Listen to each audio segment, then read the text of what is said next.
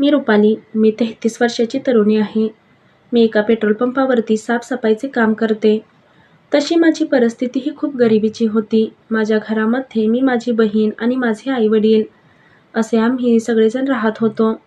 त्यातील त्यात माझे आई-वडील हे आंधळे होते. त्यांना दिसतच नव्हतं आणि म्हणूनच घरातील सर्व जबाबदारी ही माझ्यावरती होती. त्यामुळे मी लवकरच 10वी पर्यंत शिक्षण घेतलं आणि त्यानंतर मी कामाच्या शोधात राहिले. मला जे काही काम मिळेल मी तिकडे जात होते. मला रोजचे 300 रुपये भेटत होते. त्या पैशातच मी घरातलं सर्व काही भागवत असायचे. माझी बहीण बारकी होती. मी घरात मोठी असल्यामुळे आणि आम्हाला भाऊ नव्हता, त्यामुळे घरातलं सर्व काही मलाच पाहावं लागायचं आणि म्हणूनच मी एका ठिकाणी लग्नाच्या हॉलमध्ये जेवण वाढण्याचे काम करायला गेले होते.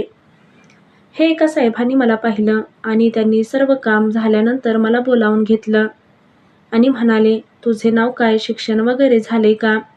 तुला कामाची गरज आहे का?" मी म्हणाले, "हो." ते म्हणाले, "उद्या इथेच शेजारी एक पेट्रोल पंप आहे, तिथे येऊन मला भेट." त्यांनी असं म्हटल्यानंतर मलाही खूप छान वाटलं. रोज इकडे-तिकडे फिरण्यापेक्षा एका ठिकाणी काम मिळणार होतं आणि म्हणूनच मी संध्याकाळी घरी लवकर आले आणि घरी आल्यानंतर मी आई-वडिलांना सर्व काही सांगितलं की मला एका ठिकाणी कामासाठी बोलावलं आहे. आईने विचारले, "कोणत्या ठिकाणी?" मी सांगितलं, "मला एका पेट्रोल पंपावरती एका माणसाने बोलावलं आहे." आई घाबरली. तिला वाटलं काही वेगळं तर नसेल ना काही, म्हणून ती घाबरू लागली आणि मी तिला म्हणाले, "तसं काही नाही.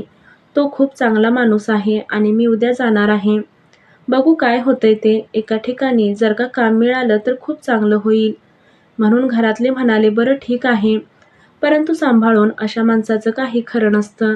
म्हणून मी दुसऱ्या दिवशी त्याने सांगितल्याप्रमाणे पेट्रोल पंपावरती गेले. तिथे गेल्यानंतर मी पाहिलं, तो एका मोठ्या गाडीतून उतरला आणि एका ऑफिसमध्ये गेला. मी त्याच्याच मागे तिकडे गेले. मला पाहून त्याने काचेतून मला इशारा केला. मीही आतमध्ये गेले. तो मला म्हणाला, "बस खुर्चीवरती." खुर्चीवरती बसली आणि म्हणाले, "साहेब, मला कशासाठी बोलावलं आहे आणि कोणतं काम आहे?"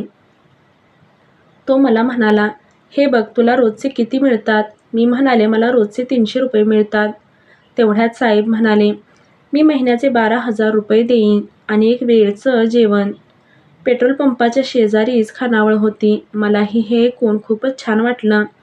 एक वेळचं जेवण मिळतंय आणि महिन्याचे 12,000 रुपये म्हणजे मला दिवसाला 400 रुपये हजेरी पडणार होती. मी विचारले, "परंतु साहेब, काम काय आहे? मला जमेल ना?" तेवढ्यात ते म्हणाले, "हो ना, काही वेगळं नाही, फक्त सकाळी, दुपारी आणि संध्याकाळी 3 वेळेला तुला झाडू मारावा लागेल." सरांना म्हणाले, "ठीक आहे का, चालेल. उद्यापासून मी आता घरी आले." खूपच आनंद झाला होता. मला ही बातमी घरच्यांना सांगायची होती. घरी आले आणि ही बातमी मी माझ्या आई-वडिलांना सांगितली. आई म्हणाली, "ठीक आहे, चांगलं झालं, पण तू एक काम कर, मलाही काय काम असेल तर बघ." आणि असं म्हटल्यानंतर मी आईला म्हणाले, "तुला काय काम करायची गरज आहे का? मी आहे ना, तू घरीच आराम कर." असं म्हटल्यानंतर आई म्हणाली, "बरं बाबा, ठीक आहे." दुसऱ्या दिवशी मी सकाळी लवकर उठून गेले. तिथे गेल्यानंतर साहेबांनी मला एक साडी दिली आणि ते म्हणाले की साडी तुला रोज घालावी लागेल. सोबत अजून एक साडी दिली. "ह्या 2 साड्या तुला ठेव. ह्या साडीतच तुला इथे वागावं लागेल." "ठीक आहे." आणि मी कामाला सुरुवात केली. हळूहळू माझं काम पाहून मालक खुश होत होते. मी त्यांनी सांगितल्याप्रमाणे प्रत्येक काम अगदी प्रामाणिकपणे करत होते. जिकडे पाहील तिकडे पहिल्यांदा सर्वीकडे घाण होती. मी पहिल्यापासून आता सर्व काही स्वच्छ होतं आणि आता त्यांच्या पेट्रोल पंपावरतीही कस्टमरसुद्धा वाढले होते. दिवस-रात्र गर्दी असायची आणि त्याचा फायदा नक्कीच त्यांनाही होऊ लागला होता. मी आता पगाराची वाट पाहत होते, कारण रोज मला मिळणारे पैसे मी घरामध्ये पैसे बंद झाल्यामुळे घरामध्ये खूप अडथळा येत होता. काही गोष्टी घरातही रोज लागत असायच्या. म्हणून त्या दिवशी मी मालकांना म्हणाले, "मालक, मला 2,000 रुपये मिळतील का?" मालकांनी विचारले, "कशाला गं?" मी म्हणाले, "मालक, मी इथे कामाला लागल्यामुळे माझ्या घरामध्ये लागणाऱ्या गोष्टी आणण्यासाठी पैसेच नाहीयेत. त्यामुळे मला थोडे खर्चासाठी पैसे हवे होते." लगेच त्यातील हे 2,000 रुपये काढून दिले आणि त्यांनी म्हणाले की हेच तुझ्या पगारातून नंतर मी कट करून घेतो. मी म्हणाले, "ठीक आहे." मी ते 2,000 रुपये घेऊन घरी आले. सर्व लागणारा महिन्याभराचा बाजार, छोट्या मोठ्या गोष्टी त्यातून आणल्या आणि त्यामध्ये घरातील सर्व काही सुरळीत चालू झालं. त्यामुळे माझ्या मागचं एक टेन्शनच गेलं. मी पुन्हा कामावरती काम करू लागले. आता महिन्याकाठी 10 दिवस राहिले होते. त्यानंतर मला 12,000 रुपये भेटले. 10,000 रुपये तर मिळणारच होते. एका रकमेचे 10,000 रुपये मिळणार होते. हे मला खूप आनंद होत होता. खूप छान वाटत होतं. परंतु एक वेळ अशी आली की मला स्वप्नातसुद्धा वाटलं नव्हतं. एके दिवशी मी मालकाच्या रूममध्ये झाडू मारण्यासाठी गेले होते आणि तिथे मालक नव्हते. त्यांच्या कॉम्प्युटरवर व्हिडिओ होता आणि तो व्हिडिओ माझाच होता. हे पाहून मला खूपच धक्का बसला होता. मी तो व्हिडिओ चालू करूनच पाहिला तर मी त्या व्हिडिओमध्ये साडी बदलत असलेला तो व्हिडिओ होता. हा व्हिडिओ माझ्या मालकांनी कसा काढला, कोठे काढला या गोष्टीचा मला प्रश्नच पडला. आणि तेवढ्यातच मालक रूममध्ये आले आणि ते म्हणाले, "काय झालं मालक, हे काय आहे?" तेवढ्यात मालक म्हणाले, "अगं मी तुला सांगणार होतो." मी म्हणाले, "हे मला चालणार नाही. हे पहिल्यांदा तुम्ही डिलीट करा." ते म्हणाले, "अगं माझं ऐकून तरी घे. तुला अजून वाढवून पैसे देतो." मी म्हणाले, "मला पैशाची गरज नाहीये. तुम्ही हे पहिल्यांदा डिलीट करा." मालकाने माझ्यासमोर डिलीट करण्याचे नाटक नुसतं केलं आणि नंतर पुन्हा मला म्हणाला, "बस." पाणी वगैरे पिण्यासाठी दिलं आणि मला म्हणाला, "मी तुला ज्या दिवशी पाहिलं त्या दिवसापासून मला तू आवडतेस आणि मला तुझ्यासोबत एक वेळ घालवायचा आहे. मी तुला कामावरती का ठेवलं हे आता तुला समजलं असेल. माझ्याकडे तो व्हिडिओ आहे. मी तो व्हिडिओ डिलीट केला आहे. आता तुला माझ्या म्हणण्याप्रमाणे वागावं लागेल." मी म्हणाले, "काय करावं लागेल?" तेवढ्यात मालकाने मला तेच करण्यासाठी धरून आतमध्ये नेलं.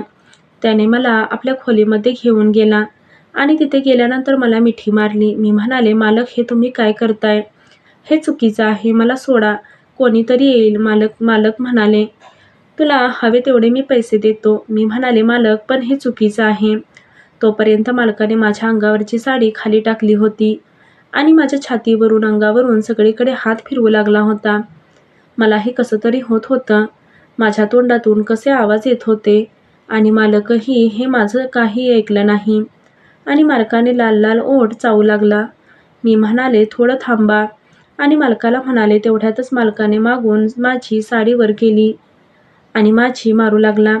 मी ओरडत होते आणि मालकाने सगळे मला ओले ओले केले आणि शांत झाला. मी साडी घातली आणि बाहेर निघून आले. मालकाने माझी चांगलीच जिरवली होती म्हणून मालकाने मला 2,000 रुपये एक्स्ट्रा दिले आणि सोबतच खायलाही भरपूर दिलं आणि घरी आले. माझं पूर्ण अंग दुखत होतं. मला काहीच करता येत नव्हतं. काय करावं हे सुद्धा समजत नव्हतं. मला घरी आल्यानंतर झोपच आली नाही. मी झोपी गेले. दुसऱ्या दिवशी उठून कामावरती आले. मालकाने हे मला पुन्हा बोलावून घेतलं आणि असं रोज मालक माझ्यासोबत रूममध्ये या गोष्टी करू लागला होता. एक दिवस मला या सर्व गोष्टींचा कंटाळा आला आणि एक दिवस माझं पूर्ण अंग दुखत असताना देखील त्याने माझ्यासोबत पुन्हा तेच करू लागला होता. मी म्हणाले देखील, "मालक, मी आज थोडे आजारी आहे." आज नको तरी देखील तो ऐकायला तयारच नव्हता आणि त्याला हवं तसं माझ्यासोबत अत्याचार करतच होता. आता माझ्याकडे 2च पर्याय होते. एकतर त्याचं सर्व काही सहन करून तिथेच पैसे मिळतो म्हणून राहणं आणि दुसरी गोष्ट म्हणजे की त्याच्यावरती काहीतरी ॲक्शन घेऊन तिथून काम सोडून दुसरीकडे जाणं. मी भरपूर विचार केला. मी खूप सारखी विचारातच होते. काम सोडलं तर मला दुसरीकडे एक काम नव्हतं आणि माझं घरातलं अवघड होईल याची मला काळजी वाटत होती आणि एका बाजूने मी मालकाला धडा शिकवण्यासाठी विचार करत होते आणि मला काहीच पर्याय दिसत नव्हता. म्हणून मी एके दिवशी मालकांनी मला रूममध्ये घेऊन जाताना मी मोबाईल चालू ठेवला आणि मालक जे काही मला बोलत होते त्या सर्व गोष्टी मी रेकॉर्ड केल्या आणि त्या गोष्टी मी पुन्हा मालकांना दाखवल्या. मालक म्हणाले, "तू माझ्याकडे मला घाबरू नकोस. माझ्याकडे ये. तुझे सर्व व्हिडिओ आहेत. मी सर्व अपलोड करेन." मी म्हणाले, "तुम्ही मला अपलोड केलं तरी मला काही बिघडत नाही. असं ना तसं मला माझं काही राहिलंच नाही. मी ही रेकॉर्डिंग पोलिसांना जर दाखवलं तर तुमचं काय होईल?" मालक म्हणाला, "असं काही करू नकोस. मी हवं तर तुझे सर्व व्हिडिओ डिलीट करतो. तूही डिलीट कर." मी म्हणाले, "ठीक आहे." आणि मी मालकांना सर्व व्हिडिओ डिलीट करायला लावले आणि मी म्हणाले, मालक, इथून पुढे माझ्यासोबत असं वागायचं नाही. मालक म्हणाला नाही आणि मी असं मालकाकडून बजावून घेतलं आणि नंतरच ते सर्व डिलीट करेन असं सांगितलं. मी मालकाला त्याच्याच पद्धतीने वठणीवर आणलं होतं आणि आत्ता मी काम न सोडता मालकाला चांगलीच अद्दल घडवली होती. आता मी तिथे रोज कामाला जाते आणि मालकही माझ्याशी नीटच वागतो. परंतु तो कधीही भरकटले आणि एके दिवशी पुन्हा त्याने माझ्या अंगावरती हात टाकण्याचा प्रयत्न केला. परंतु मी त्याला म्हणाले, ठीक आहे, परंतु मला 20,000 हवेत. मालक पैसे द्यायला देखील तयार झाला आणि मी 20,000साठी त्याच्यासोबत झोपायला तयार झाले आणि 20,000 देखील घेतले आणि नंतर ते काम सोडलं. काम सोडल्यानंतर मी ते रेकॉर्डिंग पोलिसांना दाखवलं. मी त्याच्याकडून पैसे देखील काढून घेतले आणि त्याच्यावरती केस देखील केली. पोलिसांनी त्याला सर्व प्रकारे चांगला धडा शिकवला आणि आता मी तिथून दुसरीकडे कामाच्या शोधात आहे. माझ्यासोबत खूपच वाईट घडलं, परंतु काय करणार? मी भरपूर प्रयत्न केला तिथे राहण्याचा, परंतु तो मालकही काही सोडायला तयारच नव्हता. त्यामुळे मला आज हे पाऊल उचलावं लागलं आणि म्हणूनच मी आता दुसऱ्या ठिकाणी आहे.